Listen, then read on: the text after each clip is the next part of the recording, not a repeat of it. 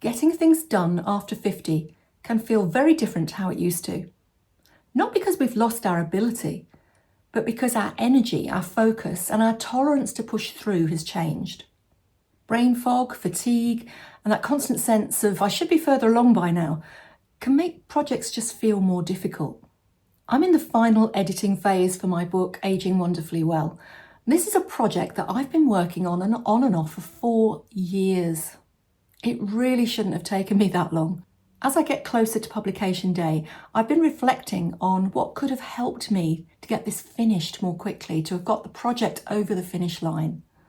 The things that have genuinely helped me and the things that have really held me up. So if you're in the weeds of a project right now, big or small, creative or practical, it doesn't matter what it is. I want to share with you today my list of do's and don'ts for getting things done after 50. I'm going to start with the don'ts because these are the things that trip us up without us looking. Apart from being a major procrastinator, before I did this video, I went and made a cup of tea, I checked my emails, I did anything but sit down and start. So my number one of my don'ts is don't allow yourself to just quickly check your phone. More often than not, you'll get sucked in and that quick check will turn into 5 minutes, 20 minutes, even an hour that you've lost. And that takes away from your focus because it breaks your concentration. And once your concentration is broken, it takes about 20 minutes to get back into it again. And if you're already feeling a little bit foggy, a little bit tired, it's incredibly hard to get back into the flow once that's happened. Number 2, don't be tempted to work into the night. That might have worked when we were younger. It's a false economy. If I work late, I pay for it the next day with a low mood or tiredness, lack of focus, slower thinking. So whatever I might have gained by working late into the night, I lose the next day. Protect your sleep, protect your energy. Number 3, don't underestimate how long it's going to take you. I do this all the time. When we underestimate the time it's going to take, we're on the back foot already, feeling as if we're behind. And that's going to create pressure and drain our energy even more. The next one is to not allow new ideas to wander into your mind. It's so easy when you're concentrating on something for it to trigger something for a new project, a new idea. And that's wonderful, but it's also incredibly distracting. I counter that by having a notebook near me and I jot down the idea really quickly and then push it to one side. That way the idea isn't lost, which it will tend to be if I don't actually write it down, but it's not stealing energy from the task that's in front of me. Number 6, don't listen to naysayers. There's always someone with an opinion and has a commentary about what you're doing and about whether or not it'll work. It's usually somebody close to you, usually somebody with the best of intentions who's trying to protect you. But to have that kind of commentary early on takes the energy out of what you're doing, takes the momentum away. Especially in the early stages of a project, you need to protect your energy. And that kind of commentary is exhausting. So keep it to yourself for a while. Along the same lines, don't talk about your ideas too early. Ideas are fragile. They really need quiet encouragement and quiet thinking about. They don't need commentary, explanation, external opinion coming in and disrupting your thought process. I've learned to wait until I'm confident about the direction I'm taking before talking about it to other people. And even then, I'm wary. It's very easy to get derailed by a negative opinion, particularly early on.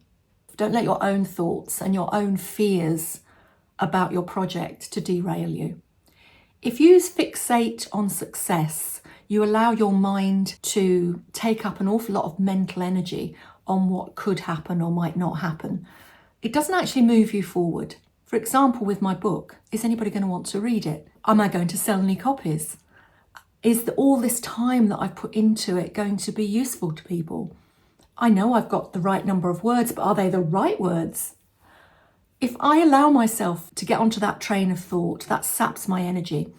The only really useful question at any stage during a project is what's the next small step that I need to take? You can worry about success later. Don't worry about it now. The success is in completing your project. I shall have to keep replaying my own video to myself, won't I? This probably is the biggest one of all. Don't keep the biscuit tin within reach. If you keep a full biscuit tin within arm's reach, because I don't know about you, but if I'm expending a lot of creative energy, I feel peckish all the time. I've put on 7 pounds since Christmas, and we're at the end of January. Constant snacking doesn't help our focus or our energy or our mood. It feels like it does because it's sugar and you have that temporary spike of energy. It's not about restricting ourselves, it's just making it easier to concentrate. Let me know in the comments if any of this resonates with you. I'd love to know. So those are the things that quietly sabotage progress in the background. What actually helps? I'm not going to give you a list of hacks or tell you how to hustle. That's not really going to work for us, is it? We just need ways of working with our energy at this time of our lives instead of against it. And we can still achieve and we can still create the things that we want to create. We just need to work with the energy that we have. The first thing is that you must protect your focus. Put your phone on Do Not Disturb so that you're not constantly getting notifications that distract you. Create this container of time when you are completely focused and you're not available to the world and the people in it. Set a timer and concentrate for as long as works for you. I think the received wisdom is that none of us can concentrate for more than 40 minutes. Perhaps for you, it's just 20 minutes. It might be an hour. Both count. Set that timer because it's not about willpower, it's about containment and focus. What about when that timer goes off? Well, what I would recommend is that you move. You get up from your chair, you move away from your screen if you're on a screen, or you put down your knitting project or whatever it is that you're doing. And if you can, go outside. Get some air. Make a drink. Stretch. Maybe take a few deep breaths and let your nervous system settle before you sit down and start again. You'll reap dividends for it. You can time those breaks as well, because if you don't put a timer for your break, it's too easy for it to just drift on. I'll just wipe around the kitchen sink, or I'll just go and check a few emails, or I'll just sit down and watch the news or whatever. And before you know where you are, a couple of hours has gone by and you've lost that time. And of course, it stops you from getting back into it quickly. It's about training the brain really to recognise when you're working, when you're resting, and coming back fresh. Stay hydrated. Keep a water bottle by your desk at all times and sip from it regularly. I'm terrible at remembering to drink water, but having that by me. Oh, and by the way, with a lid, I've destroyed 2 laptops with glasses of water. That's another story. It does genuinely help with concentration and energy. Going back to the idea of snacks, one snack that is useful is an exercise snack. So a few stretches, a short walk, preferably outside, maybe just a few bicep curls with your weights or what have you keep nearby. These small movements help your brain function and stop your body from seizing up, as mine tends to do now that I'm that little bit older. And it also keeps your brain functioning better because it's giving it that boost of oxygen and movement that it needs. If you can, reduce your mental load. Let friends and family know that you're in a focused phase, that you are concentrating on your project. And if you can rope them into doing the shopping, doing the cooking for that short period of time so that you don't have to think about it. Do have faith that you're going to finish. Not because everything will kind of go smoothly, but because if you just keep going, you're going to get to the end eventually. I will.